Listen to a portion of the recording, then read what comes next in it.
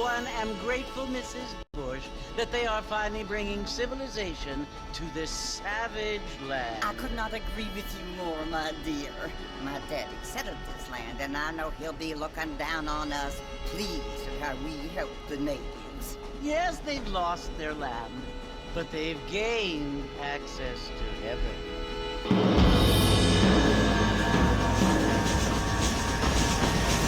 But Father, do you mean unless an innocent receives communion, they're destined to go to hell?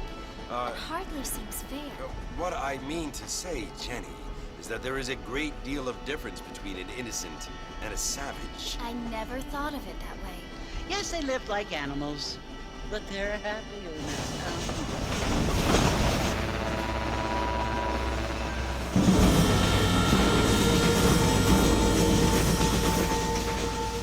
Not only do people now have motor cars, Father, but I heard that pretty soon we will be able to fly. No, only angels can fly, Jenny. No, apparently people can fly. Didn't you hear? Out in Kansas, a man even got a car to fly. I hardly think so, Jenny.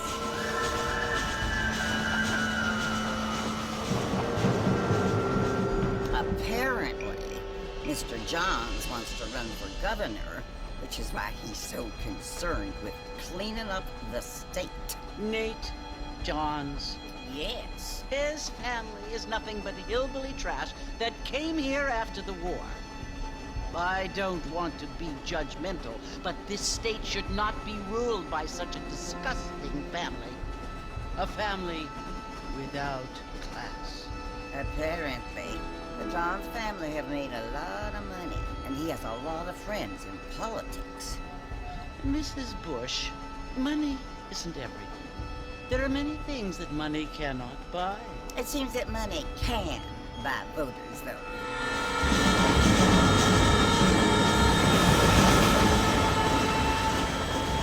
What you must remember, my dear, is that we have been brought here to spread the word.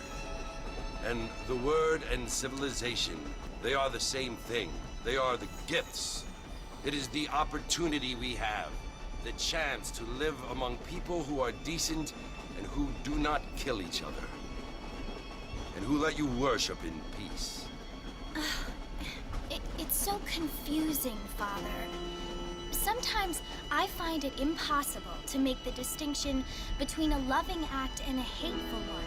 I mean, they often seem to be the same thing. Yes, Jenny, it is confusing. But you only have to ask me if you need help. Indeed. Well, here we are, Mrs. Bush. Armadillo.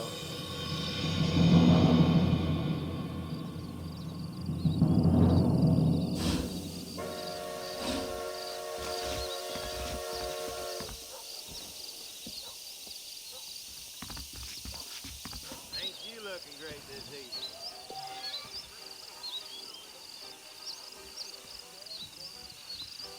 You're new, right here.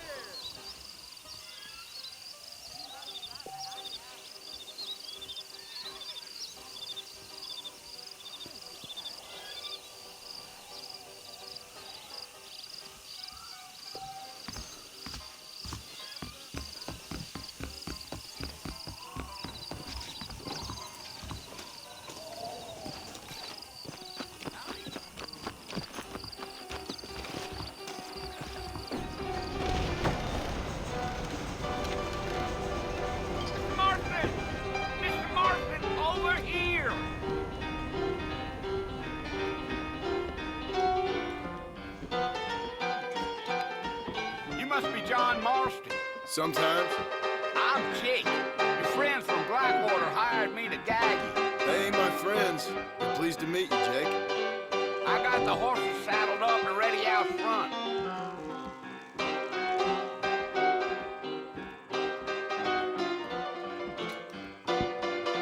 This is mine, doesn't it?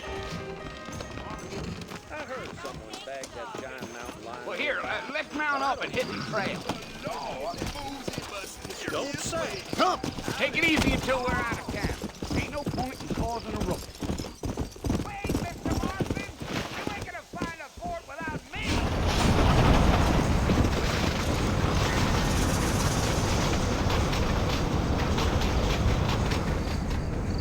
tell us Fort Mercy you want to visit? That's right. Ain't taking nobody up to the fort in a long time. Clean place for a decent fella to want to visit, if you don't mind me saying. Are you planning on spending any time in Armadillo, Mr. Marston? I doubt it. I ain't planning on staying very long. Well, if you're fixing for some female company, you can do a lot worse than Armadillo. Fine as cream gravy they are. Not like Steve's Landing. Dang, those girls ain't even fit for a drinking man to hole up with. I'm a married man, I'm afraid. Ain't we all?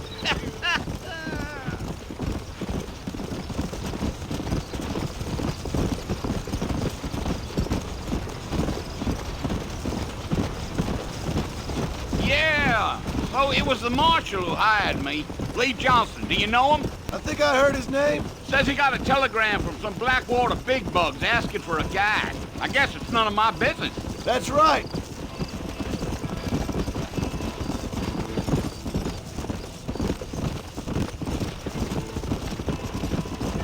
Yeah.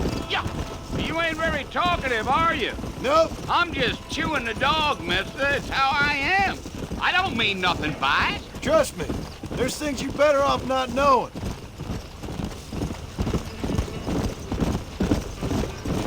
You. Go. You don't look much like no Blackwater fella. That's because I ain't. If I'm being honest, I don't care much for those highfalutin big city types. Not much at all. Blackwater ain't much of a city. More of a town with delusions, but no, me neither.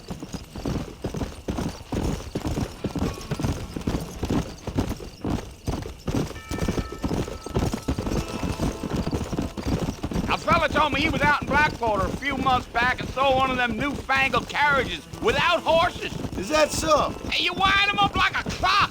Damnedest thing ye ever saw without the aid of liquor, he told me. Times are changing fast. That's for sure.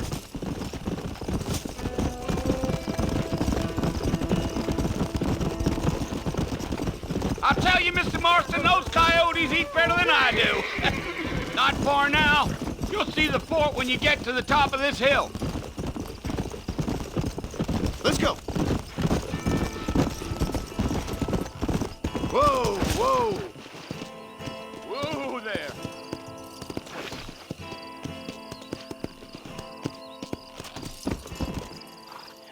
Listen, mister.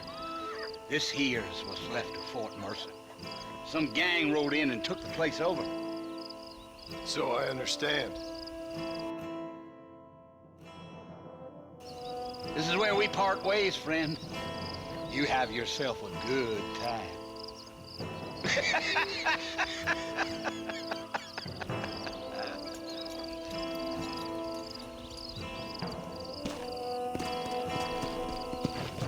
Come on.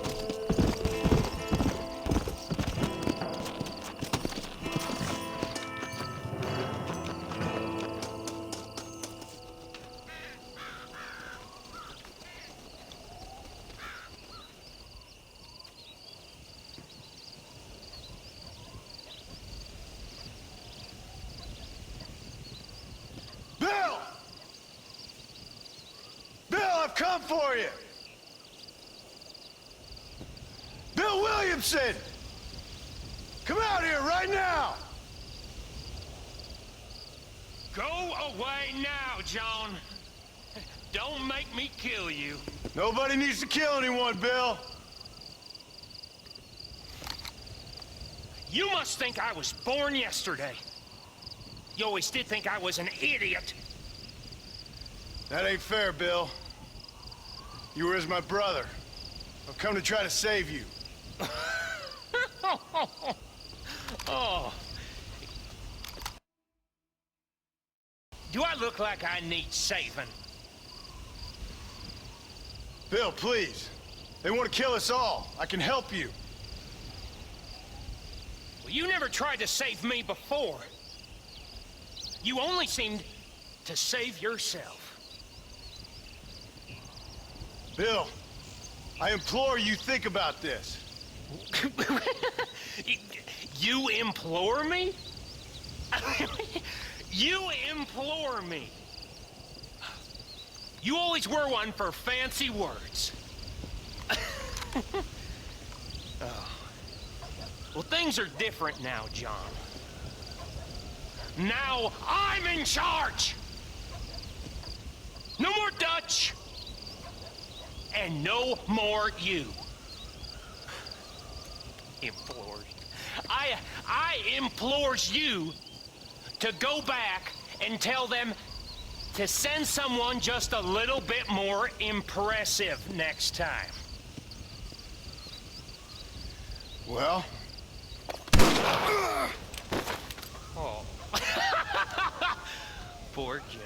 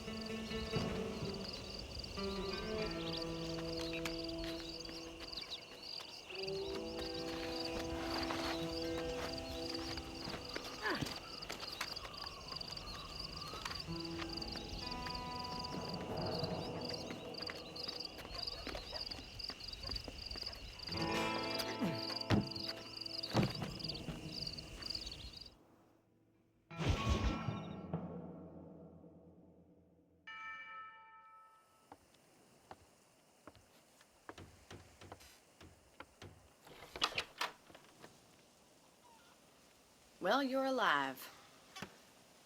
So it would seem. So, how do you feel? I don't know the polite word for it. I do. Stupid is the word we use around here. What were you doing? I was doing something stupid. Well, you'll be okay. Once you didn't die, the doctor said you'd be fine. He got the bullets out a couple days ago. Good. It cost us $15. I'm sorry, madam. Should have left me there to die.